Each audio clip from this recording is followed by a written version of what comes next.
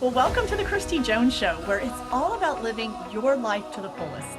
I'm a life coach, speaker, and business owner in multifamily real estate, and I've had wild success in multifamily housing for over 25 years now. I am so passionate about helping others merge their success and lead a fulfilling life, and I bring it all together right here on this podcast. So join me and let's get started to live your life to the fullest. Hey friends, welcome back to the Kristi Jones Show. I'm so glad you're here. It's going to be great today because I'm diving into a topic that actually is something that I am going through in this season of my life. So it's no better time than to be teaching on that right now. I'm going to dive into the topic that has everything to do about growth. And have you ever felt like that you're outgrowing a situation or you're outgrowing certain spaces, certain routines, or even certain relationships? Well, I know I have found myself in that space before, and I'm actually working through some of that right now and some things that I just feel like there's tight constriction in some areas of my life.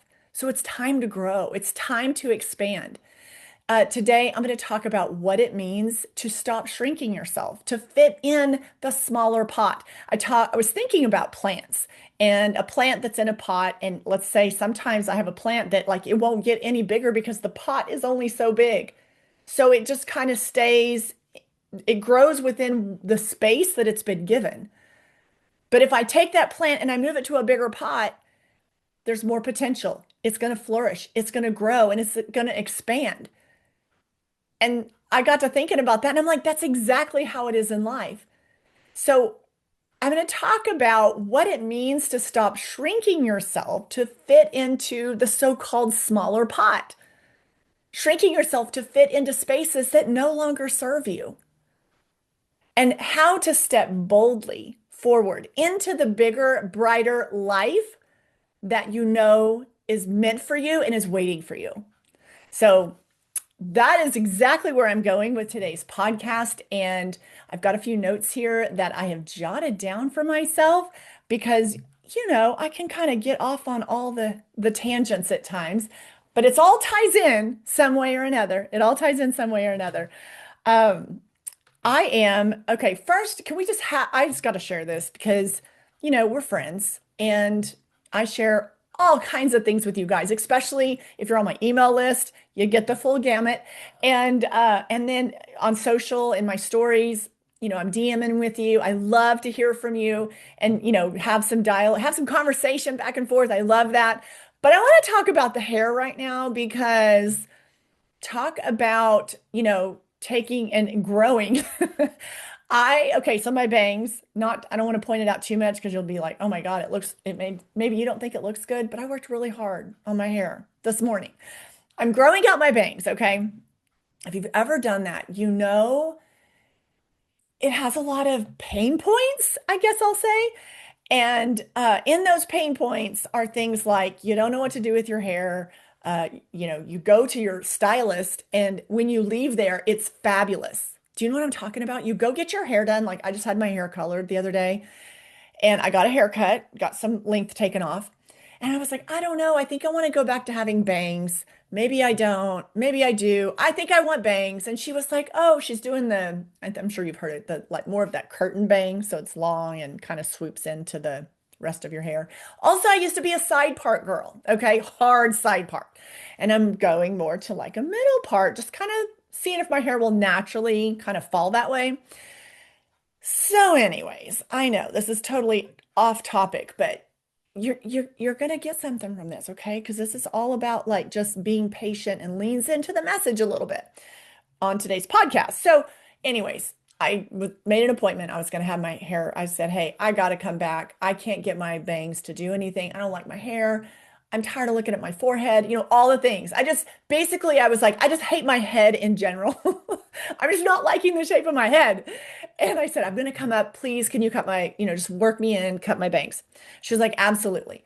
Well, I was supposed to go up there today and I ended up canceling because my daughter-in-law, who's absolute angel here on earth, and I love her to death, last night she was like, no, you should keep it. It's really, you just have to style it. It looked so good the other day. I was like, yeah, when she did my hair, but I can't get it to look like that. So, anyways, she talked me into buying, let's see, what is it called? A brush, like a blow dryer and a brush built into one. I don't know exactly what it's called, but that's what I'm calling it. So I bought it on Amazon, of course. I had it this morning, washed my hair. I used it, and I can't say it's like I did it perfectly, but it's looking closer to what my hair looked like when I left the salon and my stylist did it. So, anyways, there's that. If I'm wanting to grow my hair out, we're going to talk about growing in a different way here on the episode today. But when I'm wanting to grow my bangs out, I got to be patient. I got to be patient and I have to learn new things to do on how to style my hair because me doing it the way that I was doing it, I mean, it's not going to work. It's not working, clearly. So I had to get some new tools and I had to listen to my daughter-in-law and she gave me some advice on how to use the tool and what to do and all the things. So I tried to put those into practice this morning when I was getting ready. And while by no means did I like knock it out of the park, and it's not 100%, but I made some progress. I'm actually like, okay, okay. And my goal is to give this like 6 weeks, I think 7 weeks till my next appointment. So if I can figure it out and I like my new bang look over the next 7 weeks, and I can figure out a way that, is kind of doable for me to do on a daily basis, I will keep them. So, anyways, that's what's going on. I'm a little excited because I actually got a new brush blow dryer and I used it and I feel somewhat successful with that today. So, anyways, there is that. Okay, let's really get into the meat and potatoes here of what I was wanting to talk about with you, which that story really came to mind too, because I'm like, I'm trying to change. I'm tired of the way my hair is. I want to make a change. The frustration sets in. I had signs that it was time to, expand my circle a little bit, put that plant in a bigger pot per se, and allow it to grow. And there's that uncomfortable middle feeling, which I'm going to talk about. And then I had to kind of let go of the fact that I don't want to go back to maybe a more outdated hairstyle. And then I had to talk about, learning new routines and creating an environment, meaning get the tools, get the advice, learn the skills I need to learn so I could make my hair look a little more like when my stylist does it. So all of those are things that I'm actually going to talk about today on the podcast when I'm here to talk to you about what season are you in, and is it time to take yourself out of that tiny little circle, that tiny pot that you feel so stuck in? And is it time to go into something bigger? Is it time to change up your environment so that you can grow, so you can expand and have what you see on the other side, the big bright light. So that is exactly what we're talking about today. Let me get to my notes really quickly. Um, in general, I have been not, and this is not hair, but in general in my life, I've been going through some of those feelings. And I mean, I've been there before. When you've lived to be 54 years old, a lot of things you're like, ooh, I have felt this way before. I've gone through something like this before. And then you have to remind yourself what you did to move through that and what worked and what didn't work and all the things. So this isn't like, oh my God, I've never felt this way before, or, felt like something like I need to expand the circle. But I do feel that again. So it's definitely time to open up the toolkit for myself as well, which I have been doing, and let that process begin.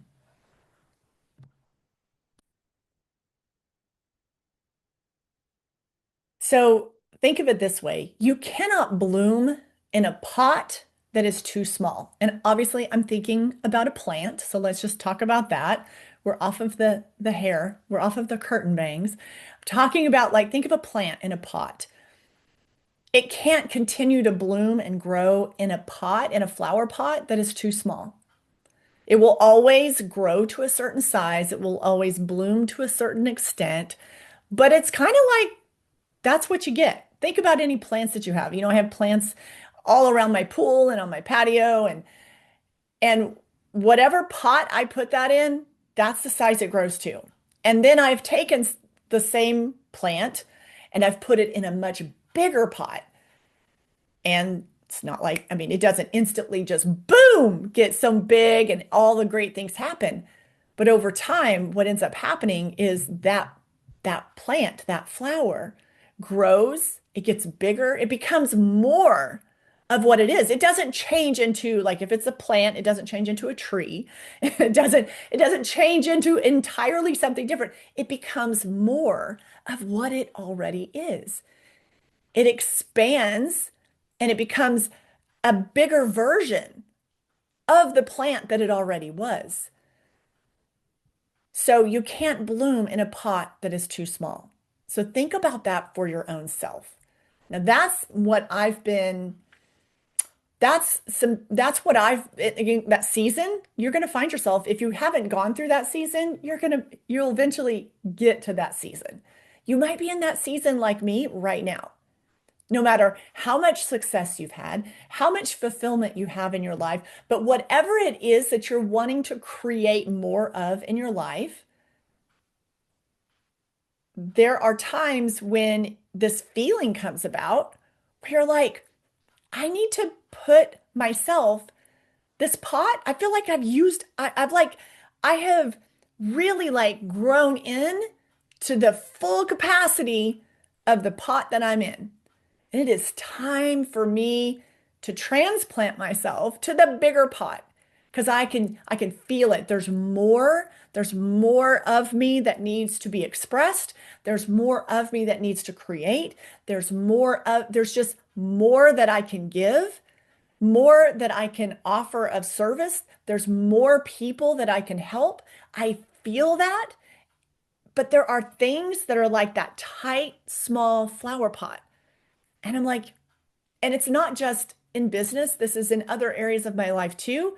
I'm like, it's time. It is time. It's time to take myself out of the pot, the size of the pot that I'm in, and it's time to go to the next one. It's time to like plant myself into a larger space so that that process of growing and flourishing can continue. Sometimes we outgrow old roles. The roles that we show up in our life, sometimes we outgrow those. They work for a season.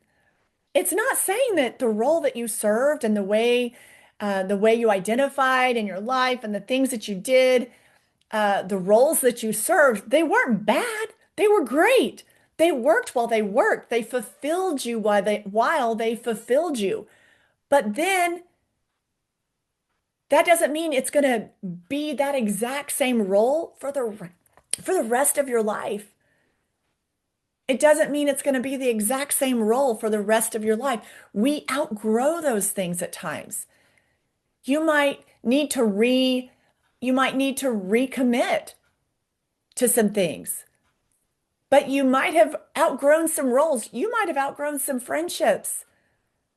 I know when I look over the course of my life, there are friendships that I have continued that have that will probably be in my life forever. But there's only a select few of those. A lot of friendships, they ebb and flow based on the season of your life. And that's not good or bad. It's just how it is. It deals with a lot of commonality, where you're at, what's going on in your life, your physical location, often at times, of where you're spending your time, where you live. Sometimes we outgrow beliefs that we once had that we challenge, and now we don't hold that same belief about a wide range of topics, anything. But have you noticed that if you look back on your own life, your beliefs, the things that you believed to be true at, let's just pick a number of 20, the things that you believed to be true at the age of 20, and if you are, say, 20 more years ahead, so let's say you're 40, are those the exact every single one? Now, some of those beliefs are the same, but I think it's safe to say that there's a good handful of beliefs, maybe beliefs you had about yourself, beliefs you had about the world, beliefs that you had about your circumstances, that you don't hold that same belief now, 20 years later. You have a new belief about it. Really is big when it comes to the beliefs you have about yourself, because that's really one of the most important ones. The beliefs you hold about yourself. My guess is those look really different. If you're, I'm just saying, you're 40, 20 years later, the beliefs you hold about yourself are most likely very different than the beliefs you held about yourself at the age of 20. So those things can evolve and we can outgrow those old beliefs, which is why it's important to develop and get clear and have clarity on what your new belief is. What is that new belief?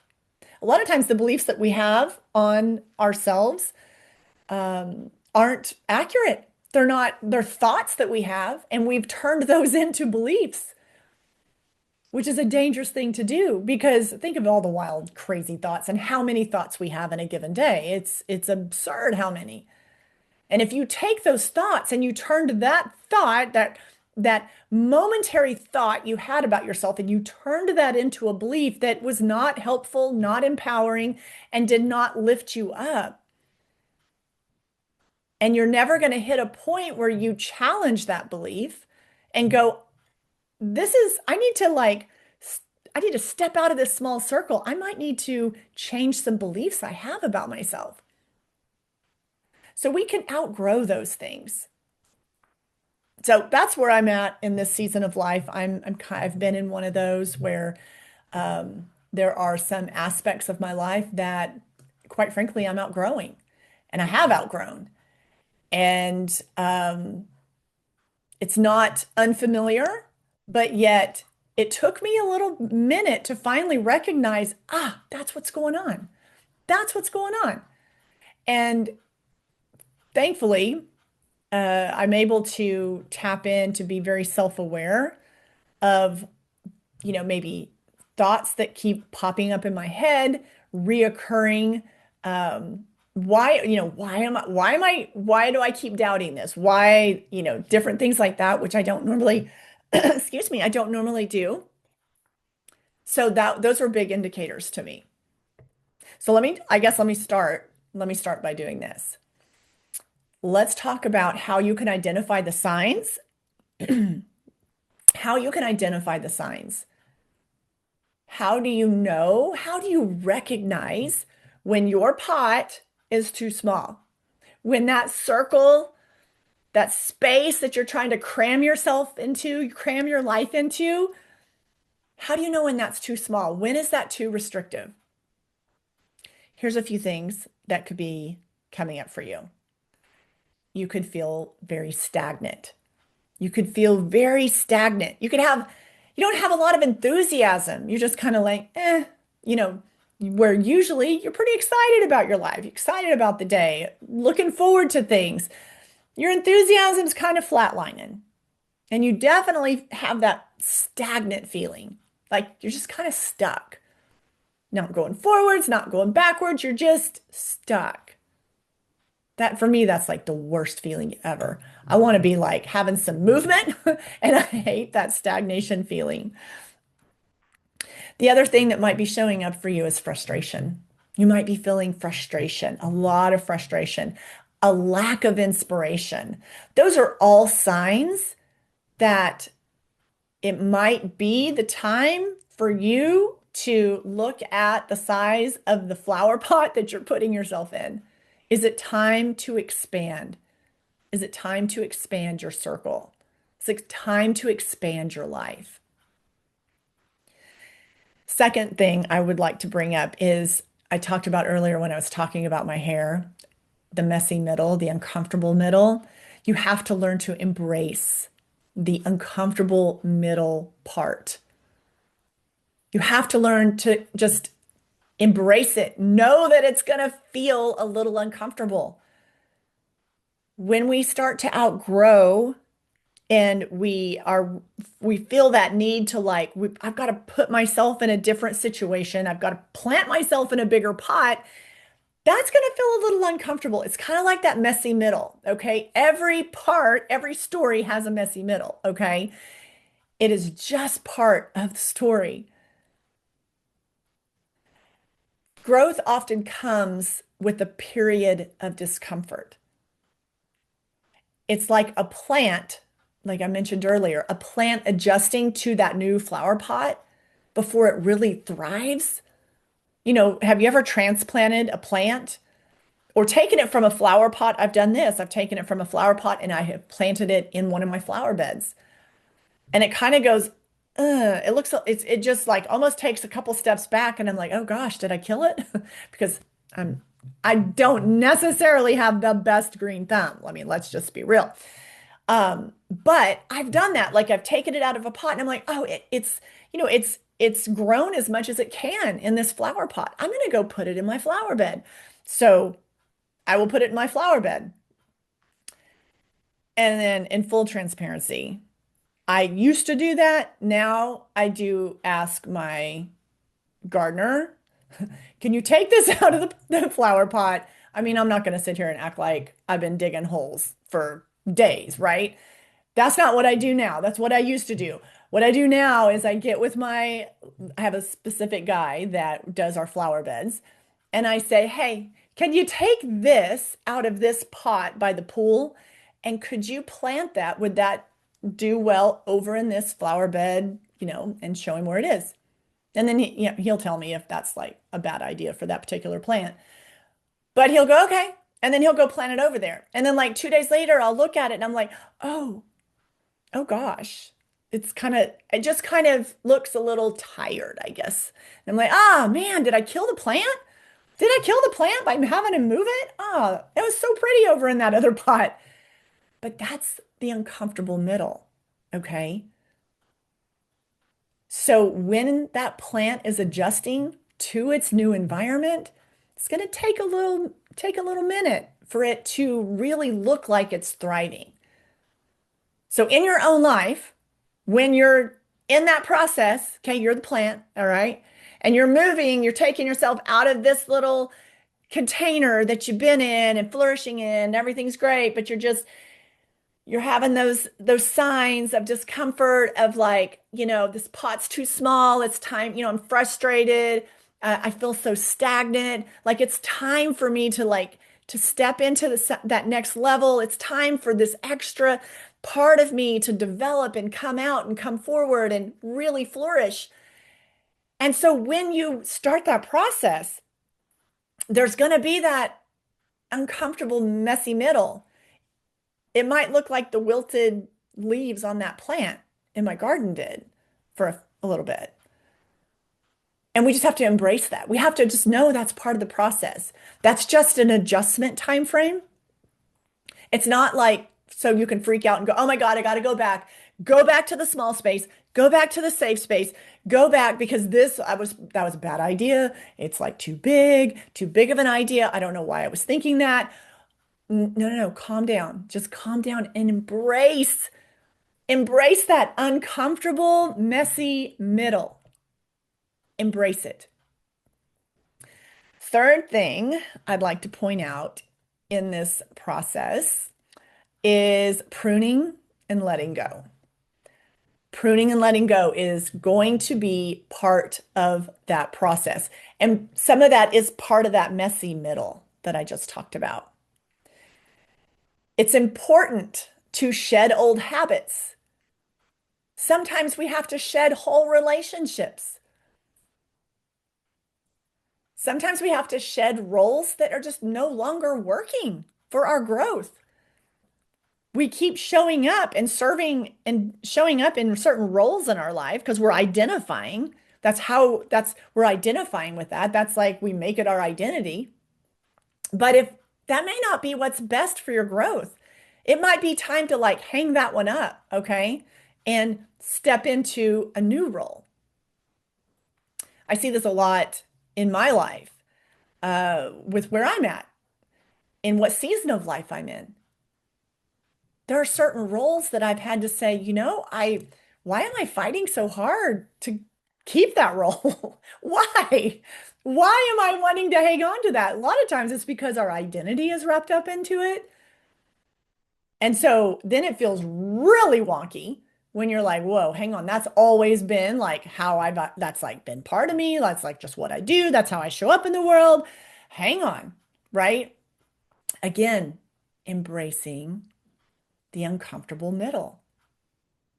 Knowing that pruning and letting go of certain things and habits is a big one. That is just part of that process. That's part of that process. Just like with my hair, when I was talking about my hair earlier, I mean, I have to let go of some old habits of how I used to fix my hair, wash my hair, and how I used to style my hair. I've got to just learn some new habits. Not a big deal. Little uncomfortable because now I got to take a little extra time. I'll probably have to watch a damn YouTube video, watch someone do a tutorial. I mean, all the things, right? And then do it, and it's not going to work, and I'll get frustrated. But that's just part of this process. You have to prune and let go. And a lot of times that includes some of the habits that we're doing that really aren't the habits that we're supposed to have as we move forward and put ourselves in that bigger pot, in that bigger circle, as we expand our life. Fourth thing I want to bring up is creating your ideal environment. Oh my gosh. Okay, you guys. Could talk about this one forever, okay? But seriously, creating your environment, do you realize how much that affects you, your mood, your mindset? Your environment is so critical. If you're a full-blown adult, you get to choose that. Now, obviously, when we're kids, like we don't. And for some, that's great because they have great environments. I was super fortunate. I had a great home life. I had a great environment. I mean, I can think about that all the time. So blessed that I had great parents. I had a great upbringing, which really contributed to a lot of the ways that I am and has helped me be able to go through when these type of moments come up and change has to happen and the uncomfortable middle. Like I've got a good background of having a solid environment. But once you become an adult, right? Like you get to make all the choices yourself. And for me, that was like the age of 18 forward. So you're choosing your environment from that point forward. So it's very important to pay attention and know that the things that you're putting in your environment, not just people, but the things that you listen to, the things that you read, the even the cleanliness and the organization of the space that you're in. Meaning this could be your home, this could be your bedroom, this could be whatever. All I know, like, here's an example. When my closet or my bathroom counter is out of control organization wise, it makes my brain cray cray. Okay. Like crazy. It honestly, like, for a day or something, but I'm just saying, like, if I don't get my act together and get all that put together, and maybe I need to clean out my closet, whatever it is, if I don't do that, it drives me nuts because I'm going to be in that space and the way it looks is it affects me. Like it makes my brain feel cluttered. So look at your home. When you walk into your home, does it feel welcoming? Does it feel good? And a lot of times that has to do with just not having a bunch of crap laying around everywhere. That means just having a more calm, serene, visual thing to look at. Now, I get it. Like and oh, Kristi, I'm already like feeling like someone's gonna say, oh yeah, that's easy for you to say, you have a lot of space, or you have a nice home or whatever. Yeah, but I also used to live in a trailer, um, out on some land with like no trees. It was just that trailer stuck out in the middle of the pasture grass. And I lived there and had a nice, it was clean, it was nice, it was well kept. The inside of my home, it looked good. It was clean. I didn't have the latest this and that, but it looked good. It was organized. So it doesn't matter. It doesn't matter what, where you're living, or, oh, I want a new couch, or I want to, well, I know what that feels like too. I had an old crappy couch. I had, secondhand furniture. I had all, the things that, I mean, it worked great. I loved it. I loved it.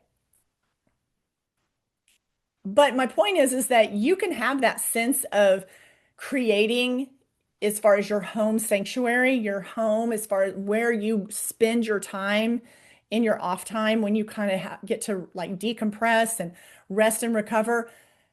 It doesn't matter what your income level is, because I've been at both ends of the spectrum, and I can tell you that I've always understood, and like it was important to me to have my environment clean and nice and well kept.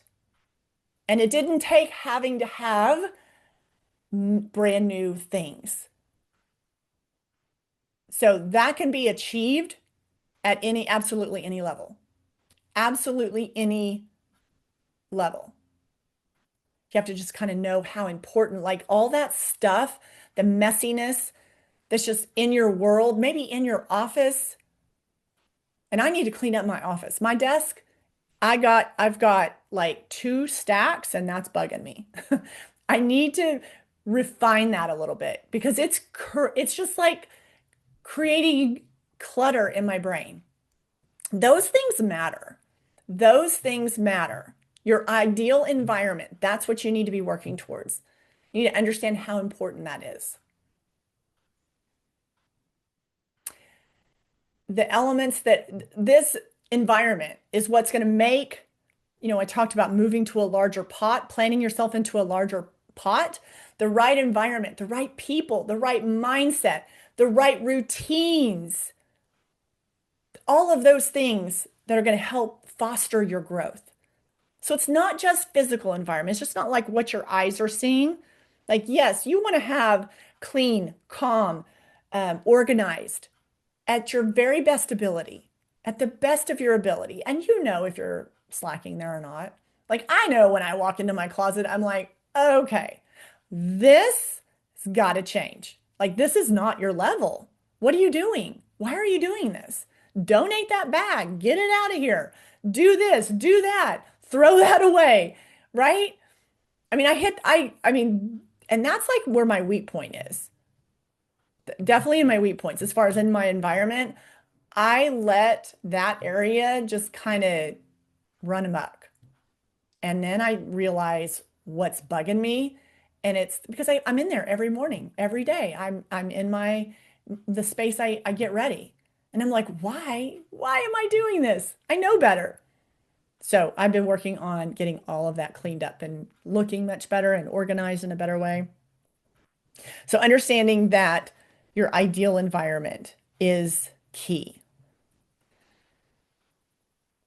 In creating your ideal environment, one of the things that I mentioned was to create in your environment, you've got to create routines and habits that work for this new flower pot, for this larger space, so you can grow, so you can flourish, so you can thrive. So you got to look at some of those new routines, and that might be you might need to move more. You need to have more movement. You need to have more exercise. Movement and making our bodies and tending to our self-care and our health, that helps you live a bigger, fuller life. If we don't take care of this, meaning our body, our brain. It really doesn't matter what we're creating. If we feel like crap, if our brain is mush, if our bodies are so fatigued and tired and weak that we can't even, we might be in the bigger pot, but we can't even thrive because we feel horrible, because we have no energy, because we're worn out, because our bodies are just breaking down. Get ahead of that. No matter where you're at right now, hear me when I say you can change that right now. Everybody has a day one in this, okay? Everybody has a starting point. But the longer you put it off, the longer you put off creating your ideal environment. So understanding how much movement and your self-care and your health and wellness play into that is very important. Your ideal environment is about new experiences. It's about getting in new rooms, meeting new people. That's so important. You can't stay in the same, I keep using flower pot, but you can't hang out in the same flower pot. How are you going to get in the new spaces? How are you going to meet new people?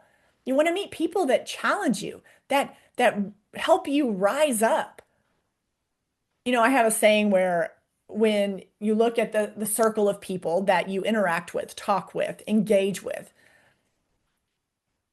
it's a good idea to challenge yourself to don't always have to be like the most experienced, the most successful, the most whatever. No, you want people that are like steps ahead of you, per se, meaning whatever it is you're trying to create in your life, maybe they've already created it. And you can learn through osmosis, through their energy, because they have figured out things that maybe you haven't figured out yet. That is so beneficial. You know, I know some people that always have to be like the smartest person in the room type of thing. And that is so ego-based. And it's honestly, I feel so, I have a lot of compassion for that because they are really struggling with their own self-worth and self-esteem. And and that's got to be really hard, you know, really frustrating. Well, I know, I mean, I work with clients on this often. So put yourself in new rooms, put yourself around new people, expand your circle. Another thing for your ideal environment, another habit that I would encourage you to do is to journal, to write. People say journal. I don't want to journal. Well, just write shit down then. Okay. How about that? Just everything that's in your head, just write it down. And you can call it, you don't have to call it journaling. You could just call it documenting. You can call it a brain dump. You can call it whatever you want. But the point is we carry so much in our brains that and thoughts that really are pointless and they don't serve us. And then we get kind of like bottlenecked because we've got all this inside and we need to get it out, which is also why it's so helpful to have a coach. Maybe if it's something deeper, maybe you need a therapist. But to vocalize, when we vocalize things that are we're carrying, that are in our brain, in our heart, when we are able to vocalize those, there's something that happens within our brain and how the shift takes place. It is like freeing up space on a hard drive. Nothing has to get solved. Nothing has to get figured out. You just have to get it out. You have to get it out. You have to have someone that you're talking to that can hold space and have understanding, empathy, that whatever it is you're unloading, they have to be someone that can hold space for that. They don't have to solve it. They don't have to have an opinion about it. A lot of times in our process, we just have to get it out. So that could be just writing it out. You can write it down. And sometimes people are like, oh, I've had clients tell me, you know, if I write it down, I just don't want anybody to see it. And then I honestly, I just don't even know if I want to write it because I feel so bad writing it. And I'm like, write it and then burn it. I used to do a ritual back when I'm a certified yoga teacher in restorative yoga. And there was a workshop that we did and a healing routine that we did. And it was about, we would write at the beginning of each of our sessions, when this group, as we were coming together over the week, we would write something down that we needed to release. And so we would jot it down on a note card. And then I would have them put it in, we had like a small little fire pit, and you would drop it into the fire. Like, didn't have to be shared. You needed to get it out of yourself, and then you relinquish it to the fire, and it is released. It is released, and you're letting it go. And oftentimes that's something that we can do when you're like, I don't want to write this down. I don't write it down and burn it, shred it.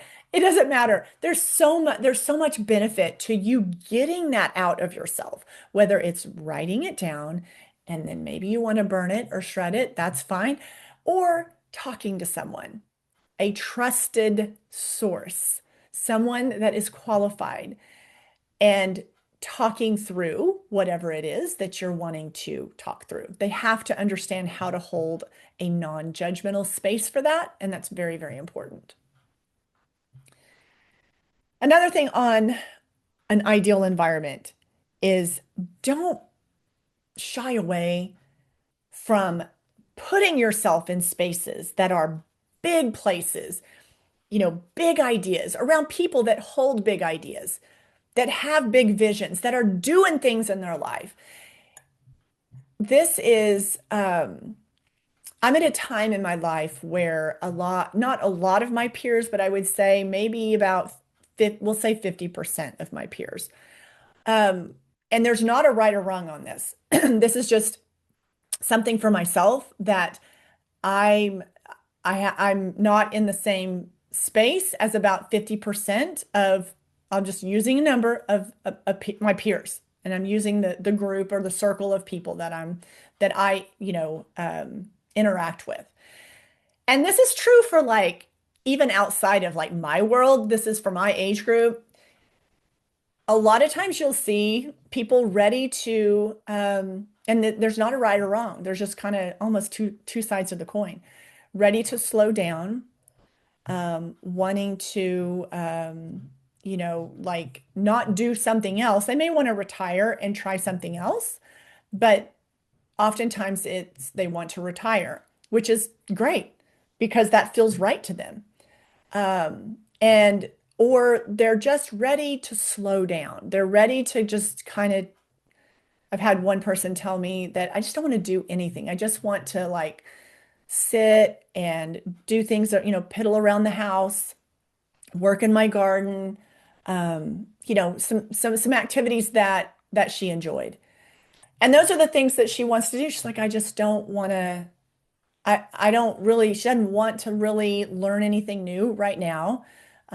She doesn't want to do any type of work right now. And all of that is totally fine because that's what is working for her and what she feels is right for her. And so when I talk to people, I see there's like a good portion of people that feel that way. And then there's like the other half of, and I'm just dividing it in half. There's the other group in that age range. And as you get into this season of life, that are like, still like, okay, maybe they've mastered whatever they've been doing for a long time, or they've had tons of success at what they've done, or they feel good about it, but they want to do something else. They want to try something else. They want to learn something else. They want to go into a different line of work. Or they have other types of big aspirations and goals ahead of them that maybe aren't in line with making money, but they've got some other big things ahead. And so I see these two groups evolving at this time in my life. And I, for myself, I don't, and here's why this is coming up for me too, because these are in a lot of conversations that I hear, whether it's in group coaching things that I participate in mentorship programs that I provide my services for, But I hear this general topic come up, and it's kind of like a divide in this age group. And when I say age group, like I'm 54, so let's say 54 and plus, or 50 plus, we'll say. I'm I still the reason I'm like, okay, this pot, I want to go to a bigger pot because I still have so many things I want to do, create, accomplish, enjoy, provide for people. And so I still am like super on fire about a lot of things. I have to make sure if I spend all my time with individuals that are in the other camp, like when I say like, I'm not saying you can't have any time with, but if I spend all my time with other individuals that feel the opposite way, that they're ready to just, unplug, unwind, I had one of my female friends, she was like, I don't want to ever put makeup on again. I don't want to ever do my hair again. I don't even want to wear anything that's tight. And I'm like, I'm like, I start sweating. I'm like, okay, I'm trying to still figure out my hair, right? I want to have a cute hairstyle. I like doing makeup. Um, I love cute clothes. I love heels. I'm here for the whole thing. Like I'm not there. That sounds like a nightmare to me. And that sounds like heaven to her, right? So we're just really different. So my point is if on your environment, with this example, if I'm spending all my time in the camp of the group that's like ready, they just don't want to do, they're not feeling inspired to do anything or create anything. And like my friend, she just wants to wear, I forget what she called it, but just like basically like just some nightgown thing all day, no hair, no makeup, whatever. I can't do that day in and day out because that is not the environment that's going to foster my growth to the new things that I'm creating in my life. So take that little story time that I gave you and think about how that applies to your life, to your environment, to your circle. And think about the environment that's really going to foster the growth that you're wanting to have. And again, I go back, there's not a right or wrong, okay? This is about you being self-aware for what you want, for what lights you up, for the life that you're wanting to create and experience. And the last thing, number 5, you guys, I want to bring up is to celebrate the bloom. When I talk about the whole plant and potting and getting into bigger spaces, we have to celebrate when the blooming happens. We have to take the time to celebrate that. I encourage you not only just to focus on your growth, but also to celebrate those small achievements, milestones, happy moments, those celebratory times along the way. I do a thing called Wins in a Jar, and every week I started this, it was something I started in January. But every week I take note of 2 or 3 things that I consider wins for the week. And it can be, something that lines up with my business. It can be something personal. Like it could absolutely be anything. And I write them down and I put them in a jar. You don't have to put them in a jar. You can do whatever you want. But I document them because as time goes on, at the end of the year, I want to go through and I want to like reread all of them. And then when I'm having these times like now where I'm like, a little feel that those signs that I need to go from this, like the small flower pot to the bigger flower pot because I'm ready. I'm ready to transplant. When I feel the frustration and the stagnation and that some of that frustration sets in, I go read those wins for the week and I remind myself, okay, because see, our brain is so sneaky. It likes to forget things like the wins. And it will, if you had a rough day or you had a rough week, it's really easy for our brains to start giving us evidence to back up that thought. So I like the wins in a jar because it's a way for each week just to pause on a Friday and be like, okay, let's focus on what went really good this week. What made me happy? What brought me joy? What was a win? And I like to, put that in the record books. So that might be a habit that you would like to adopt too. Okay, my friend, thank you so much for hanging out and having this chat with me. And I hope you took some notes or at least, come back to this episode if you're on a walk. I listen to podcasts when I walk all the time. But when I have one that I'm like, ooh, I need to remember those things, when I get back, I go back and I just like jot down some notes or download the podcast so I have it to re-listen to and I don't forget about it. So I hope that this has served you well.